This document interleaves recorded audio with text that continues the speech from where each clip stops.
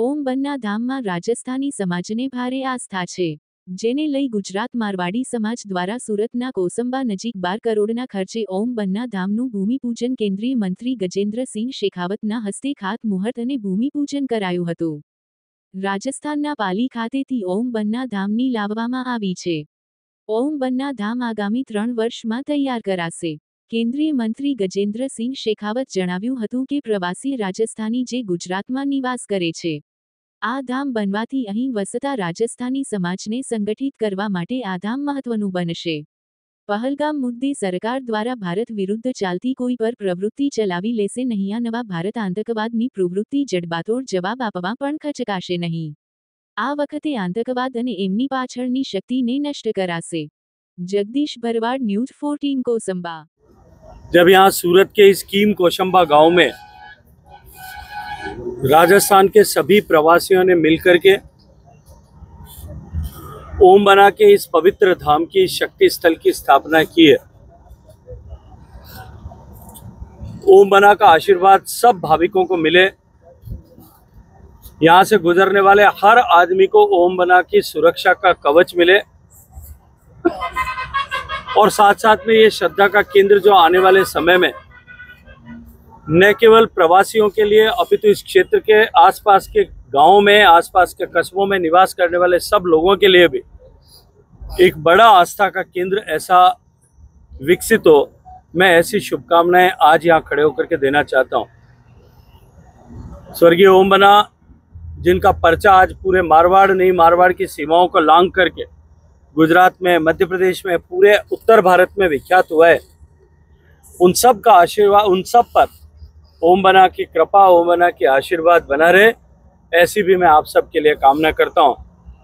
हम सबको इस महत्वपूर्ण अवसर पर परिवार का सदस्य मान करके यहाँ निर्माणकर्ताओं ने, भामाशाहों ने, यहाँ सभी आगीवान लोगों ने हम सबको परिवार के सदस्य के नाते यहाँ आमंत्रित किया। हम सबको आप लोगों के बीच में आने का अवसर प्रदान किया, क्योंकि भारतीय जनता पार्टी का राजस्थान के सभी निर्वाचित प्रतिनिधियों का, एमपीज और एमएलएज का एक वर्कशॉप आज से प्रारंभ होने वाला है। इसलिए शाम के उत्सव में हम सब लोग सम्मिलित नहीं हो पाएंगे, लेकिन अभी प्रतीक रूप में आप सब लोगों के बीच में हाजिरी लगा करके आप सब लोगों के साथ में इस खुशी के घड़ी पर शरीक होने का अवसर मुझे मिला। इसके लिए मैं सब आयोजकों का हृदयपूर्वक इसके लिए भी धन्यवाद ज्ञापित करता हूँ। और मुझे पूरा भरोसा और विश्वास है कि ये हम जो प्रवासी भारतीय, प्रवासी राजस्थानी जो यहाँ पर एक परिवार के रूप में निवास करते हैं, उनके लिए आने वाले समय में ये धाम जो है हमको सामूहिक करने, हमें संगठित करने, हमें एक करने की दिशा में एक महत्वपूर्ण कदम और महत्वपूर्ण स्थान के रूप में होगा। सबको शुभकामनाएं। सर, जो कश्मीर में जो अटैक हुआ, प्रवासियों का मारा है, सरकार निष्फल साबित हो रही है, प्रवासियों की सेफ्टी के लिए क्या कहेंगे? देखिए, मैं ऐसा नहीं कहूँगा कि प्रवासी, और मैं इस बात को नहीं मानता कि टूरिस्ट की सेफ्टी में सरकार निष्फल साबित हुई है।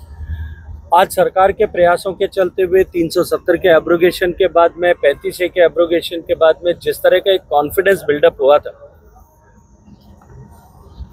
और उरी और पुलवामा के बाद में सर्जिकल और एयर स्ट्राइक करके जिस तरह से एक संदेश माननीय प्रधानमंत्री नरेंद्र मोदी जी के नेतृत्व में भारत ने दिया था कि भारत की धरती और भारत की धरती के बाहर भी किसी भी देश से भारत के विरुद्ध चलने वाली किसी भी गतिविधि को अब भारत स्वीकार नहीं करेगा। ये नया भारत है, ये समर्थ भारत है, ये सशक्त भारत है, सक्षम भारत है, ये घुस करके मारेगा। 4, 5, 6 साल के अंतराल के बाद में एक कायराना हरकत धोखे से विदेश की धरती से पोषित आतंकवादियों ने की है। माननीय प्रधानमंत्री जी ने यह संकल्प सार्वजनिक रूप से जाहिर किया है कि ये करने वालों को और इसके पीछे खड़ी ताकतों को भी जितना उनका सोच है उससे बड़ी सजा उनको मिलेगी। और मैं ये मानता हूं कि अब की बार का ये जो प्रहार है, ये इस आतंकवाद के ऊपर आखिरी चोट का साबित होगा, इनके ताबूत की आखिरी कील साबित होगा। जिस तरह से देश में नक्सलवाद जो 256 जिलों तक की कल्पना करते थे, वहां से सिमट करके आज 4 जिलों के भी कुछ तहसीलों तक अब अपना अस्तित्व बचाने के लिए संघर्ष कर रहा है और अगले 1 साल में समाप्ति की ओर है। आज आतंकवाद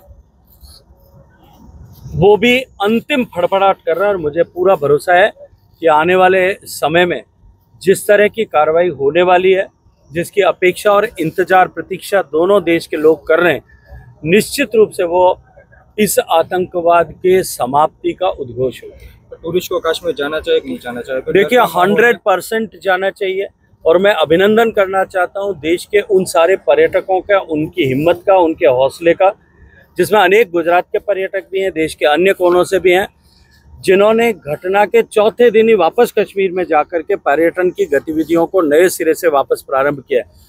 मैं मानता हूं, स्वीकार करता हूं कि इस घटना के कारण से निश्चित रूप से कॉन्फिडेंस कुछ हिला होगा, कुछ कमजोर हुआ होगा, लेकिन जिन साहसी लोगों ने ये वापस शुरुआत की है, ये इन्होंने देश की इतनी बड़ी सेवा की है, जितनी बड़ी सेवा देश के सैनिक सीमाओं पर खड़े होकर के देश के लिए कुर्बानी करके कह देते हैं।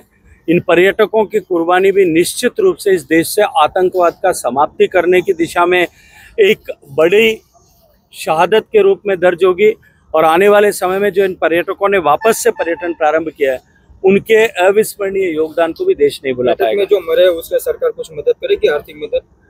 देखिए, राज्य सरकारें निश्चित रूप से उस पर विचार कर रही है, भारत सरकार में भी उस पर विचार हो रहा है, निश्चित ही आने वाले समय में उस पर कार्रवाई। सूरत चोटीला धाम की जय हो। यह यहाँ पे भवन जो आज इसका प्रोग्राम का शाम का भजन संध्या है और आज दिन को मुख्य अतिथि भवन भूमि पूजन श्री गजेंद्र सिंह शेखावत साहब के हाथ से हुआ है आज। और ये भवन 12-13 करोड़ के खर्च से तैयार होगा और 3 साल के टाइम पीरियड में तैयार होगा और 3 बीघा जमीन है। और इससे आस्था ये है ओम मनसा से कि 36 कौम और पूरे भारत भर में इस श्रद्धालु है और आस्था है सबकी।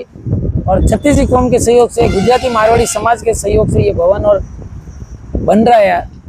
जय ओम मनसा।